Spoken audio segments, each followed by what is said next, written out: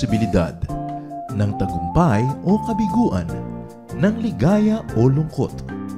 Kaya marapat lamang na tanggapin si Jesus bilang tagapagligtas at Panginoon. At matapos yun ay panariwain ang katapatan at paglapit sa Kanya bawat araw o day by day. Ang day by day ay naglalayong umalalay sa pang-araw-araw na pamumuhay. Narito po si Kuya Ed Lapis sa mensaheng pinamagatang God's love is better than life.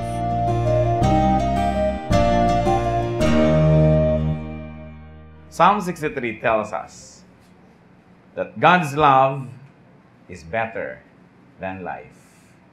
God's love is better than life. Amang Diyos, kami po'y patuloy na lumalapit sa inyo. Nagpapasalamat sa inyong kabutihan sa gawain mo sa dakong ito. Nagpapasalamat kami sa gawain mo sa aming personal na buhay. Nagpapasalamat po kami, Panginoon, sa ginagawa niyo sa amin bilang isang kapatiran. Napakabuti niyo sa amin. At sa aming pagdiriwang ng iyong kabutihan, minamabuti namin, Panginoon, na ito'y ituon sa iyong salita. Salita mo na naging dahilan upang magkaroon kami ng buhay na walang hanggan. Salita niyo po na patuloy na nagbibigay ng kulay, ng ganda, ng lakas sa aming buhay. At salita niyo na patuloy naming aasahan sa aming buhay espiritual. Mangusap nga po kayong may kapangyarihan at nawa, Panginoon, sa bawat karanasan ng bawat isa, kayo ang magbigay ng mga personal na kahulugan ng aming mga pag-aaralan. Ang aming pong hinihiling, kayo ang maging tunay na maging tagapagsalita. Ayaw namin makinig sa tinig lang ng aming kapwa-tao, nais namin marinig ang tinig niyo, Panginoon. Gamitin niyo po ang inyong lingkod na daluyan ng iyong pagpapala, maitaas po namin ang iyong pangalan, but be our speaker, O Father. We ask you, by your power and by the Holy Spirit, that you will enable us to unlock the mysteries of your word, the wonders and mystery of the poetry of the Psalms, at makita namin, Panginoon, ang iyong personal na mensahe para sa aming lahat bilang isang kapatiran at para bawat isang tao. Mangusap po kayo, we reject and rebuke all work and powers of evil, and we ask you, Holy Spirit, bigyan niyo po kami ng kaliwanagan. We seek you, Father, confident that you hear as we ask in Jesus' mighty name. God's love is better than life. Binasa na po yan at ating ngayong sasariwain ng bahagi. Psalm 63 verse 1. O God, you are my God. Earnestly I seek you. My soul thirsts for you. My body longs for you. In a dry and weary land where there is no water. So si David actually noon ay nasa desert. At lalong-lalo naman na nakita niya yung kahulugan ng buhay sapagkat maraming threat sa buhay sa isang disyerto. There are many poisonous animals. There's no water. There's no food. Not to mention that there are also very dangerous human beings who may be around. Nasa panganib siya. Sumalit siya yung nanalangin sa Diyos at ipinakita niya ang Diyos, God as object of love. God as object of an interest, which is a very loving interest.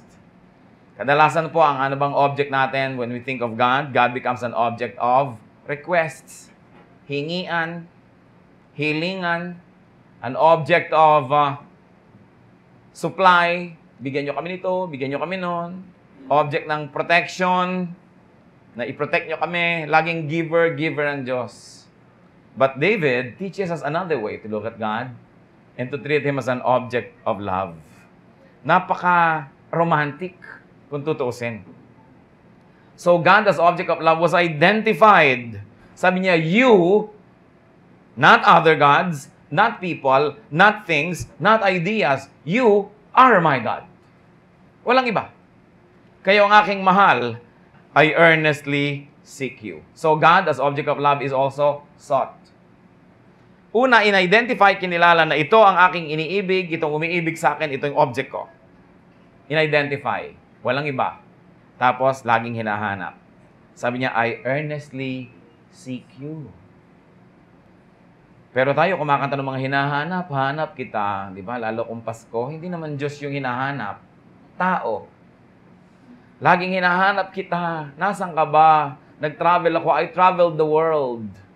at naghahanap ng pag-ibig ng kapwa-tao lamang. Bagamat hindi naman masama, lalo't yung pag-ibig na yun ay hindi bawal.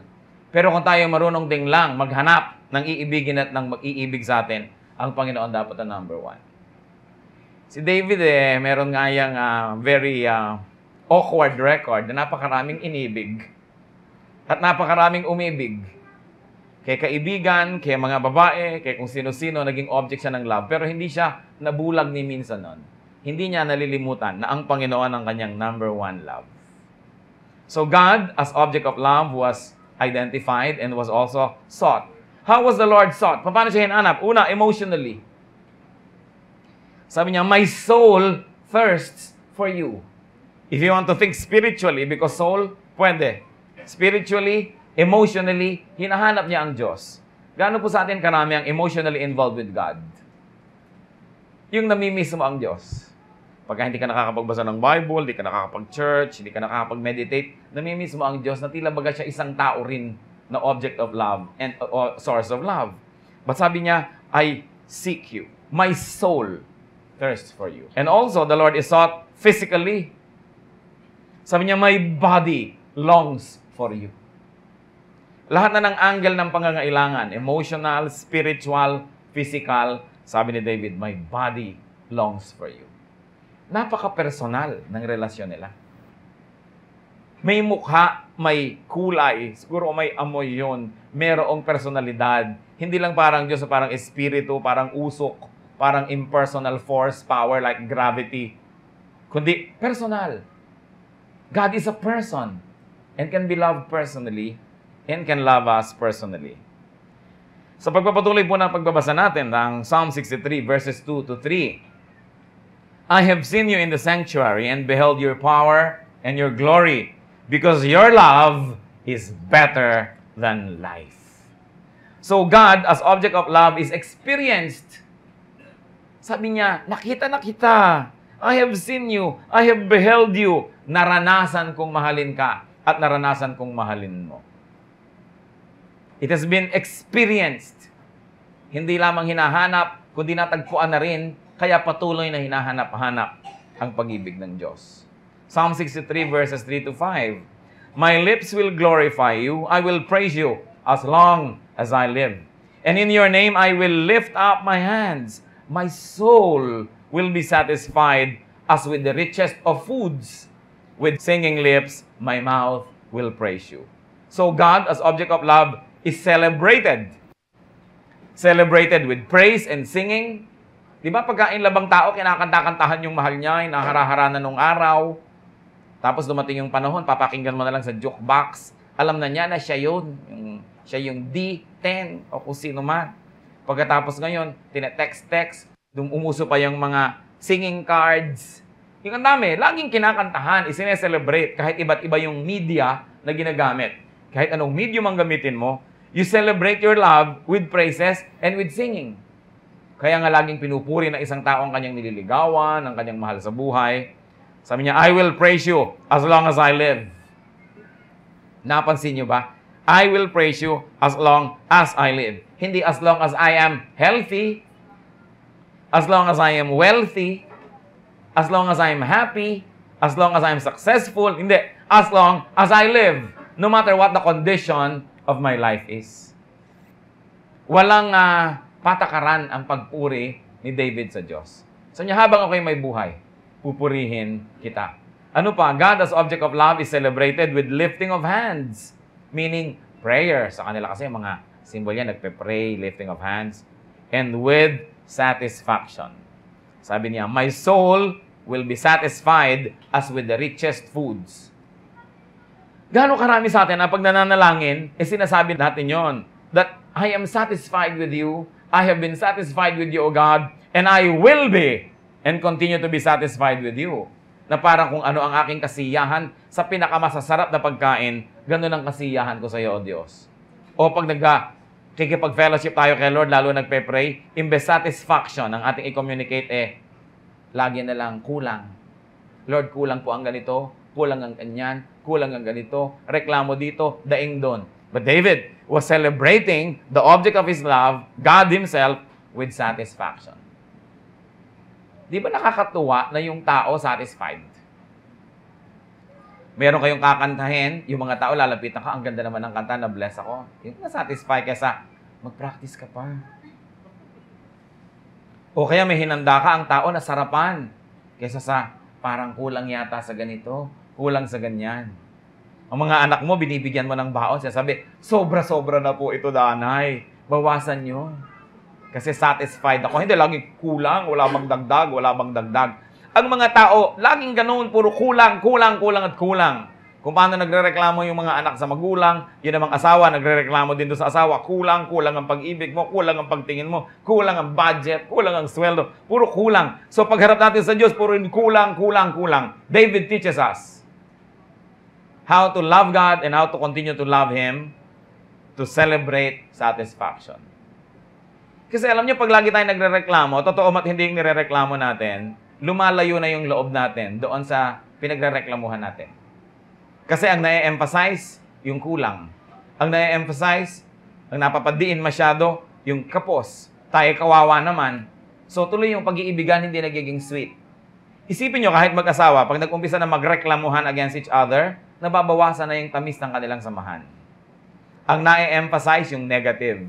Mamaya yan, sobrang lumaki na, naghiwalay na. So God as object of love is celebrated. Ano ba yung mga satisfied tayo talaga? Satisfaction is also a matter of discipline. Satisfaction is not a matter of volume of how much we get, but how much we teach ourselves to learn, to enjoy, and to be happy with, and to be contented with what we get. Some people want to get what they want. And there are people who want what they get. Natututo silang maging satisfied. Sumasaya sila. So God also, as object of love, is remembered and thought of. Inaalala, naiisip. Sabi niya, I think of you all through the night. Naiisip ba natin ng Diyos buong gabi? Sabi pa na ibang version, all through the watches of the night. And there are 4 watches of the night. No? First watch, second watch, third watch. Kaya may mga fourth watch. Yung mga magbubukang liwayway na yon. Mag-uumaga na. Sabi niya, I think of you. In my bed, I toss and think of you. Pagka ba kayo pabiling-biling sa inyong higaan, sinong iniisip nyo? Kung sino-sino ang iniisip. Minsan eh nobyo, minsan eh nobya, kung minsan eh naisip mo yung asawa mo, kung minsan asawa pa ng iba ang naiisip ng iba. Kaya lalong nababalisa. Ang mga kanta nating, di na makatulog, di pa makakain. Umabot ang marami sa inyo dyan, ha? Pero hindi naman si Lord yung iniisip kung sino nagkakaroon ng tagyawat sa ilong. Panaginip ka, tao yung sinasabihan nun. Pero tingnan niyo si David, kung paano makipagmahalan sa Diyos. Sabi niya, buong gabi, iniisip ko kayo. At naniniwala ako na hindi lang niya ito bola. Totoo, iniisip niya ang Diyos. I think of you all through the night. Naranasan na po ba natin yan, yung buong gabi iniisip mo ang Diyos? At hindi lang dahil may sakit kayo at ino-operahan bukas, Diyos ko po, bigyan niyo ko ng pambayad, sana po magising pa akong muli, matapos magkaroon ng anesthesia. Dahil yan nagkaka-anesthesia kadalasan, nagkaka-amnesia. No? Naaalala nga ang Diyos pero hingi na naman ang hingi. O reklamo ng reklamo, o nasa panganib, naaalala ang Diyos. Pero yung nasa comfort ka of your home, of your bedroom, and you are in the comfort of your bed, and you're thinking of God, and glorifying Him, and thanking Him, and your heart is full of thanksgiving, and you are full of satisfaction. Yeah, Lord, I think of you all night long. Sweet ang relasyon. Psalm 63, verses 7 up to 8. Because you are my help, I sing in the shadow of your wings. My soul clings to you. Your right hand upholds me. So here, God as object of love is recognized. Sabi niya, you are my help. Kayo at walang iba. Hindi tulad na naman ng awit ng iba, you are my life. Pero tao yung kausap, you are the sunshine of my life. Tao na naman yung kausap, you are my everything. Kaya pag ginawa natin lagi yan, pag iniwan tayo, anong nangyayari ngayon? nakatulala, nawawala sa sarili, nakatingin sa lumulubog na araw. Kasi tao ang ginagawang number one sa buhay. Can you imagine the disaster that awaits those whose first love are people? Pag ating first and foremost love ay tao, maghanda-handa na kayong umiyak. Kasi iiyak kayo eh. Una, yung taong yan, baka biguin kayo. Baka kayo pagtaksilan. Baka mahal kita, mahal mo siya, mahal niya ay iba. Masakit yun. O kaya ang tapat-tapat din sa inyo ng tao, ang buti-buti, ang husay-husay, di lalo niyong namahal, biglang namatay. Di iiyak din kayo. Kasi iniiwan tayo ng tao, either ayaw na sa atin, iniwan tayo, o gusto pa tayo, pero namatay, di nawala rin. Kawawa naman yung tao na ang number one niyang mahal, ang kanyang number one love and lover, ay tao rin. Dapat mga pangalawa, pangatlo lang yan. Una, ang Diyos. Bakit? Kasi hindi naman nagtataksil ang Diyos kahit kailan. At hindi naman siya namamatay. Minsan lang ginawa ni Lord John, tama na. No? Hindi na mamamatay pang muli at namatay man sandali lang. Kaya nakakatiyak tayo na yung pinaglalagakan natin ng ating puso, kaya niyang hawakan yung puso natin dahil una, mahal niya tayo, tapat siya, at siya'y makapangyarihan, hindi niya tayo sasadyaing iwan, at hindi rin siya kukuhanin sa atin ng tadhana dahil sa yung Diyos. Yung tao na Diyos ang kanyang number one na mahal, at pinapayagan niya ang Diyos na mahalin din siya, yan yung tao na nakakaranas ng kapayapaan, yan ang tao na nakakaranas ng kaligayahan, at yan ang tao na hindi na insecure o natatakot sa hinaharap. Dumating man at umalis ang mga tao sa ating buhay, ang mga Antony at Cleopatra, ang mga Romeo at Juliet, ang mga Goryeo at Tekla, di ba? Ang mga Rico yan at mga kung sino-sino na Claudine. Stable tayo kasi yung number one natin, hindi natitinag, hindi naiiba, hindi nawawala. Kaya sabi ni David, talagang, your love is better than life. At nararamdaman, nalalaman. So God as object of love is recognized. And then we see here that God as object of love is submitted and clung to. Kinakapitan. Sa Kanya kumakapit. Sabi niya, in the shadow of your wings, I will rejoice. Marahil naiisip ni David kasi siya ay laking bukid. Yung mga inahing manok na lumilimlim sa kanya yung mga sisiw, safe na safe. Talaga namang hahabulin ka ng inahin na to pagka hinabol-habol mo yung kanyang mga kitik. No? Talagang ipagtatanggol niya, binibigyan niya ng warmth and protection. O baka naiisip niya yung winged creature doon sa Holy of Holies. Na sinasabi niya, in the shadow of your wings, I will rejoice. I feel secure. Nasaan ba yung ating security? Pag dumating yung taong ito, secure na secure tayo. Pero pag wala na, insecure na tayo. Yan ang mahirap kung sa tao umaasa. Pero sabi niya, in the shadow of your wings, I will rejoice. That I will not only enjoy protection, but I will also submit.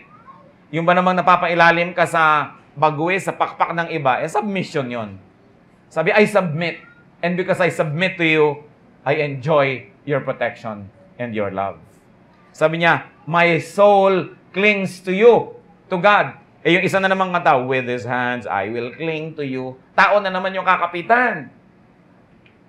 Mga Pilipino pa naman, ang hilig makinig sa love song. Ang dalas tuloy malungkot. Ang mga Pilipino pa naman, dahil mabubuting loob, kaya dali-daling mahulog ang loob. 3 beses mo lang abutan ng kape, in love na sa'yo.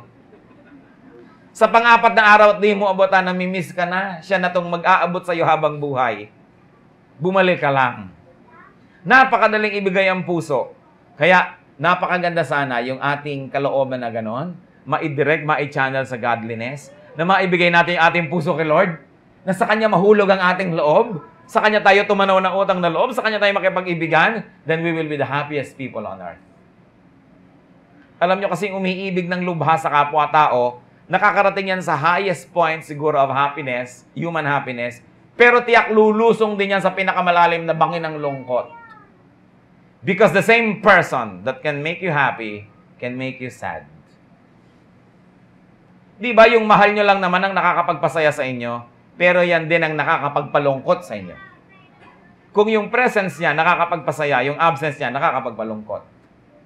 Kung yung katapatan niya nakakapagpasaya, ang pagtataksil naman niya ang ipagluluksa nyo talaga. There's a very thin line between love and hatred. That it is so easy to hate the one you used to love. And it is so easy to destroy the thing that you love. There's a movie from France, I think, that has a theme song that keeps saying, a man kills the thing he loves. There's a tendency to kill that which we love with too much affection, too much presence, too much control, too much jealousy. Kaya, napakaganda na yung love, mailagay natin sa tamang perspective. Mauna ang Diyos. Diyos muna. Pag nauuna ang Diyos, ang lahat malalagay sa tamang lugar. Pero oras na una yung tao, pati yung pakikipag-ibigan natin sa Diyos, nasa sacrifice. Gano'ng karami na ang young people na wala sa church kasi umibig. Napakarami mga tao, napakainit ng pag-ibig sa church and church work. Nung nagka-in-love na wala na, di mo na nakita. Pinalitan na ng tao ang trono ng Diyos. Sa palagay nyo, kaya sasaya tayo ng ganon? I don't think so. May konting saya, pero ginagarantay ako, malaki ang lungkot. May bayad ang lahat. Nothing is for free. Kaya napakasarap si Lord na lover and friend eh. Kasi yung utang natin, siya nagbabayad. Kaya hindi tayo nagbabayad. Eh kung wala siya sa buhay natin, wala siya sa picture, lahat ng utang natin, tayo ang magbabayad. Kaya napakasarap na ang Panginoon number 1 sa ating buhay. My soul clings to you. Sabi. What are the fruits of having God as object of love or as a lover? Psalm 63, verses 9 up to 10. They who seek my life will be destroyed. They will go down to the depths of the earth. They will be given over to the sword and become food for jackals. So anong unang-unang nagiging bunga kung ang Panginoon ang number 1 nating love at mahal natin siya at nakikipag-ibigan tayo ng malapit? Protection from one's enemies. Destruction of one's enemies. Especially protection from other objects of love that can frustrate, damage, destroy, or kill. Ang mga young people naman, pag pinagsasabihan mo, akala mo ka kontrabida sa kanilang kaligayahan. Dapat isipin kasi wala namang pagsisising nasa una. Kailangan nakikinig talaga sa nagpapayo. Eh ano naman ang kinalaman nun? Kasi kadalasan, ang number 1 na kalaban ng ating kaligayahan, eh hindi ibang tao, sarili natin. Tayong humuhukay ng ating paglilibingan. Kaya ang sabi, those that seek my life will be destroyed. And siguro, parenthetically, even I am the one seeking my life, trying to destroy myself because of my foolishness. That will be destroyed too. Pagka inilalapit ko ang aking kalooban sa Panginoon, kasi naiko-correct ako eh. Alam niyo yung lumalapit sa Panginoon, hindi lang naman yung Panginoon as God yung nilalapitan natin. Nalalapit din tayo sa kanyang mga spokespersons. Nalalapit tayo sa mga tagapayo, sa mga umaawit, nananalangin, nagsisermon, nagtuturo, na-expose tayo sa maraming bagay that can equip us to make good judgment. Therefore, we get protection. At sabi dito, God destroys my enemies. Why? Kasi malapit ako sa Kanya. What happens? Church, are you listening? What happens if God destroys your enemy, pero nakayakap ka sa enemy mo? Oh, damay ka. Kaya lumalayo tayo doon sa enemy natin. Di natin iniibig yon. Halimbawa, pinatamaan ni Lord ng kidlat ang lahat ng nagda-drugs, baka kasali tayo. Halimbawa, nilunok ng lupa ang lahat ng nangangalon niya. Oh, makakaahon ka pa ba? Baka mas malapit ka na doon sa Russia kaysa sa Pilipinas, sa lalim ng pinagkalibingan. Ang problema kuminsan sa mga tao, sinasabi natin, Lord, destroy the devil, destroy the enemy, destroy evil. Ay, yung pala kasama natin. Kaya sa Sodom at Gomorrah, nung papaulan na ng apoy ang Sodom, anong ginawa ng mga anghel ng Diyos? Inilikas nila itong si Lot at ang kanyang pamilya kasi kasama ng mga pauulanan ng apoy. That's why we should not live in Sodom and we should not interact closely with Sodomites because when they receive judgment, baka nandun din tayo.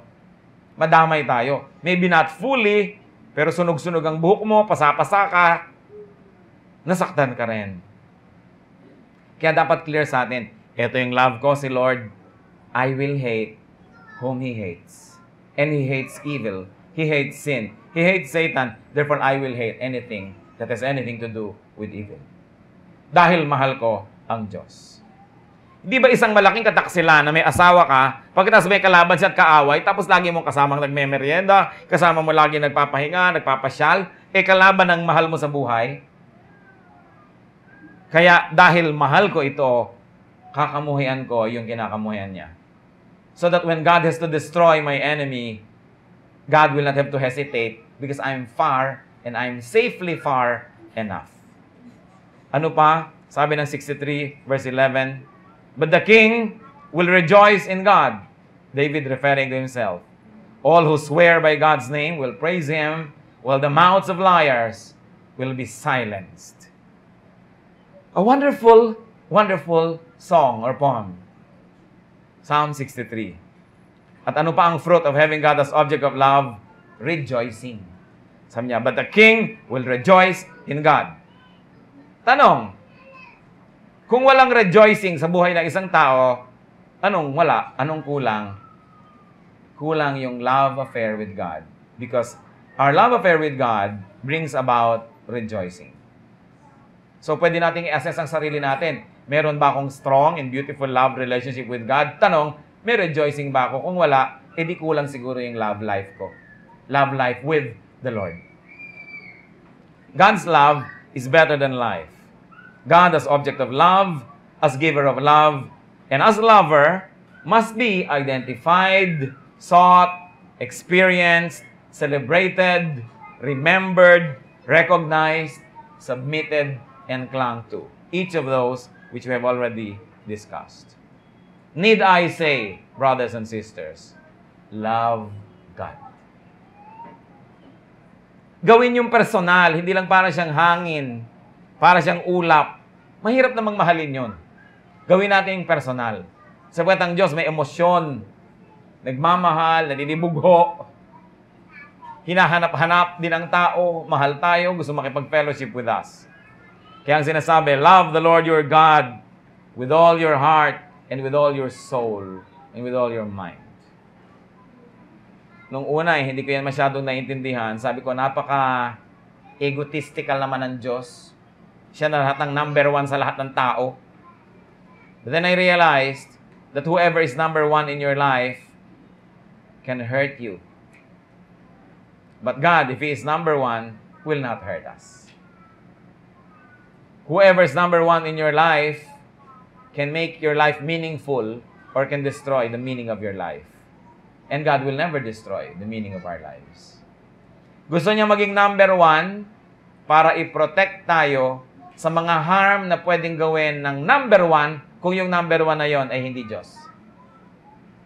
Kaya kung yung mga tao, number two, number three, dumating at umalis sila, magkamalit hindi, nalulungkot tayo, nasasaktan, pero manageable because our number one is still there. Meron pa rin tayong center. Meron pa rin tayong force that holds us. Kaya dapat mauna ang Diyos sa lahat. Romans 8:35. Who shall separate us from the love of Christ? Shall trouble or hardship, or persecution or famine, or nakedness, or danger, or sword? And then goes on to 38 to 39. For I am convinced that neither death nor life, neither angels nor demons, neither the present nor the future, nor any powers, neither height nor depth, nor anything else in all creation will be able to separate us from the love of God that is in Christ Jesus our Lord. Hindi mapapahiwalay ang sino man kay Jesus kahit kailan. Walang kapangyarihan na makapamamagitan sa pag-ibig ng Panginoon sa atin. At yan ay marapat suklian, marapat na i-develop ang pakikipag-ibigan natin sa Diyos. Alam nyo, yung theology, develop na yan sa marami eh. Yung memory verse, develop sa ilan sa atin. Yung pagiging parang pariseo sa righteousness, develop sa iba yan. Even the gift of giving, develop sa mangilang-ilang tao. Yung gift of charity, yan, highly developed even in some congregations. But there's one thing that really need to be focused on for development, and that is falling in love with God. So ang ating challenge, brothers and sisters, fall in love with Jesus. And keep falling in love with Him over and over and over again. Ang pag-ibig ay hindi automatic na nangyayari, na nauulit. Ang pag-ibig ay manual. Tinasadya, tinatrabaho. Kahit sa mag-asawa, hindi ko mo tumatagal ang pagsasama, lalong nagmamahalan, marami naghihiwalay. Ibig sabihin, love is not on automatic. It must be renewed day by day, moment by moment, second by second. There must be a conscious effort to love. And there must be a conscious effort to allow others to love us. At dapat gawin natin yun sa Panginoon. Makipag-ibigan. God as person. God as person. That's important. Napakahalaga when we celebrate anniversaries of churches, anniversaries kung kailan tayo na-save, kung kailan tayo na-born again, ang tinitingnan natin, hindi lang yung maraming taon, ilang taon na ba, nagbibilang tayo ng mga taon, hindi yon. Gaano kalalim na ba ang pakikipag-ibigan natin sa Panginoon? Lumalim na ba ng lumalim o bumabaw pa? Yung iba, sa halip na lalong sumidhi ang pag-ibig sa Diyos, nanlamig pa. Nawala pa. Hindi na nga umasenso, umatras pa. Nakakalungkot. Nakakalungkot. Let's bow before the Lord and think about these things. Because God's love is better than life, how else can our love life with God be improved? I will challenge each one of you to be silent. Manahimik tayo sa presensya ng Diyos. At makipagniig tayo sa Espiritu. Magpasuri tayo sa Kanya kung tayo ba'y nakikipag-ibigan sa Diyos o naglilingkod lamang ng wala namang love o naglilingkod dahil merong pag-ibig. Let the Holy Spirit finish the message and give us very personal application.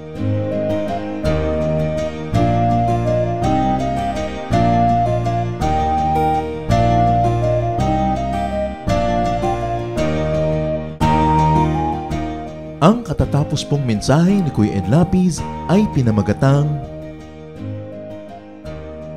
God's love is better than life.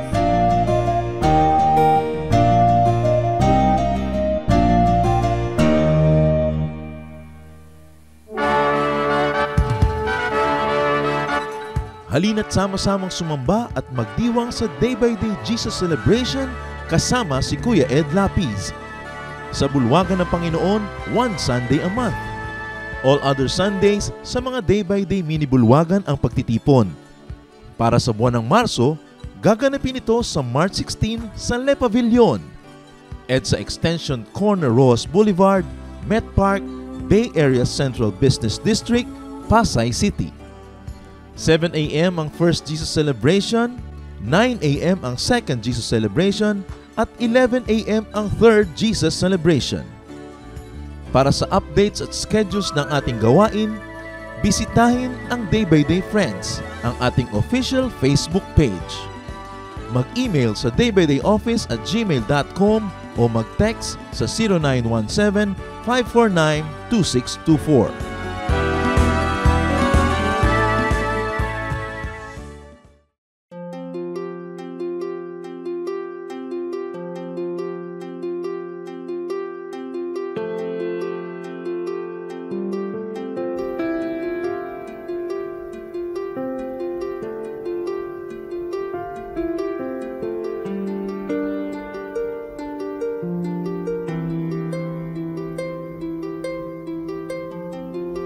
Panginoon, ang sabi niyo sa akin, lumapit lang sa inyo. Ibig ko'y diringgin, pasanin ay aalisin. Lahat ng kabigatan ng isip at katawan, ilalagak ko na sa inyong kanlungan. Nais kong madama haplos ng iyong kamay, paghako sa damdamin, sinisiklot ng buhay. Nais kong madama init ng iyong yakap. Sa sandaling ito, hanap ko ay paglinga.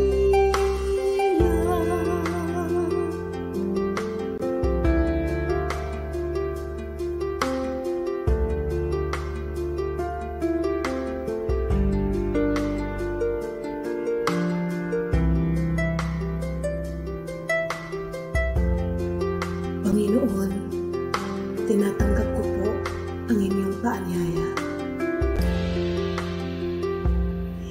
Dito sa piling mo, nais kong magpahinga. Ang pagod kong puso naghahanap ng ligaya. Lapatan mo ng lunas, bigyan ng pag-asa. Nais kong madama haplos ng iyong kamay, paghakot sa damdamin, sinisiklot ng buhay. Nais kong madama init ng iyong yakap. Sa sandaling ito, hanap ko ay paglinga.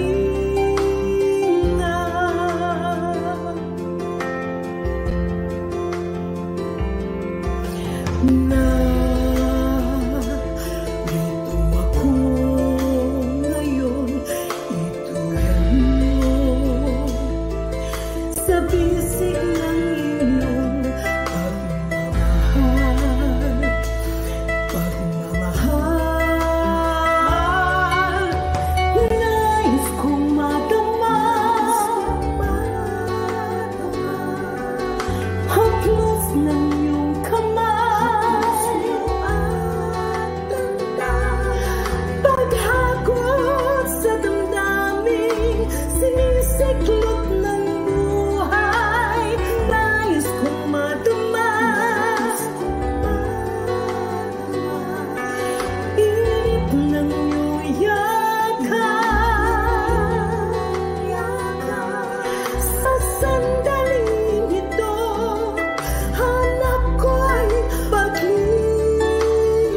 Nais kong madama haplos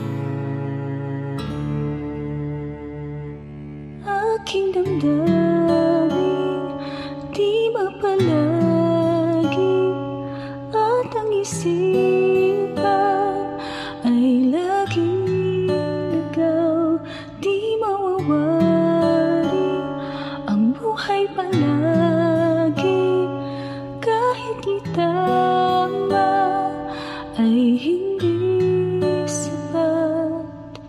Nais kong itamang lahat, ngunit iabot at di sapat. Jesus, kailangan kita. Jesus, hindi mangangamba. Jesus, pag-ibig niyo'y iba di mapapantayan kahit na sinuman. Jesus, kailangan kita. Jesus, sa'yo'y hindi mangangamba. Jesus, sa piling niyo ako'y laging may pag-asa.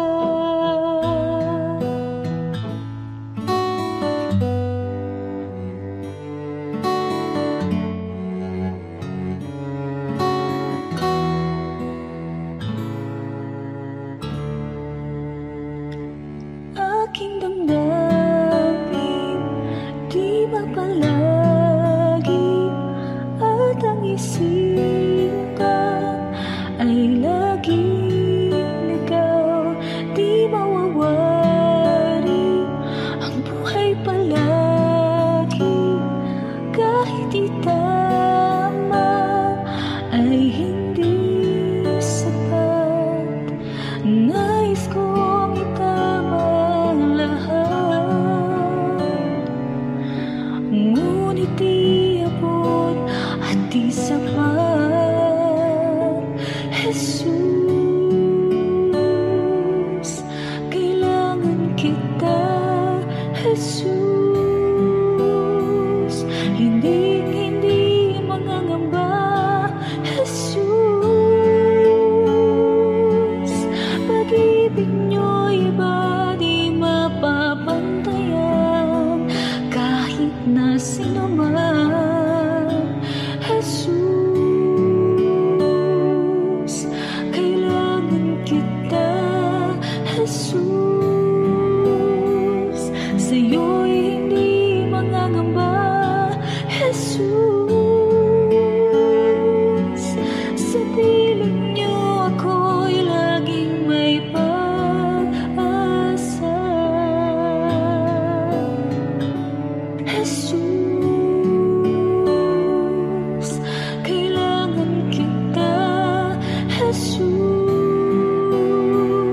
hindi mangangamba. Jesus,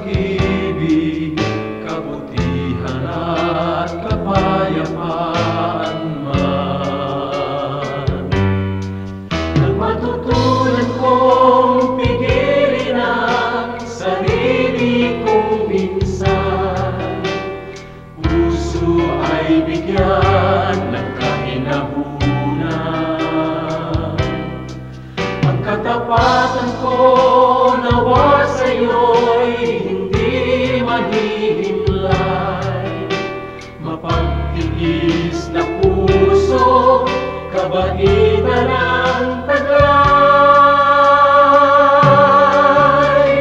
Bunga ng Espiritu, mayroon ka ba sa buhay mo? Ang kinakailangan na ipakita ng Kristiyanong tunay. Bunga ng Espiritu, kung wala sa buhay mo, kay Jesus tanggapin mo. Bunga ng Espiritu.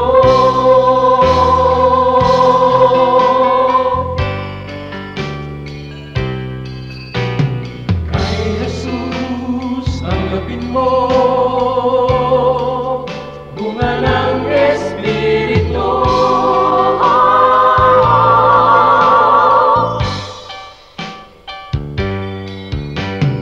Bunga ng Espiritu, mayroon ka ba sa buhay mo?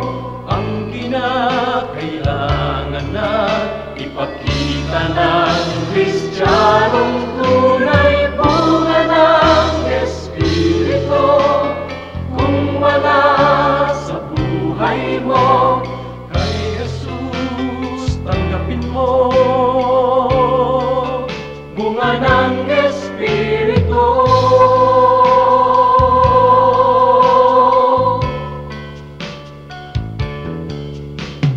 Kay Jesus tanggapin mo. Bunga ng Espiritu.